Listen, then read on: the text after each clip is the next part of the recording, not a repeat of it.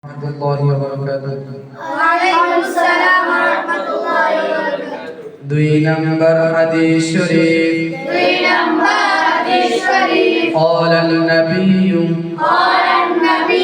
sallallahu عليه وسلم خيركم من تعلم القرآن khairukum man ta'allama al-Qur'ana وعلمه। wa 'allama।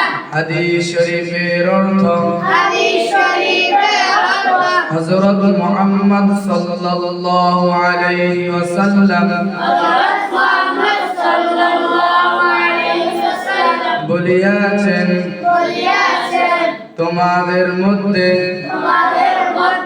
সর্বোত্তম ওই ব্যক্তি যিনি কুরআন মাজিদ শিক্ষা করে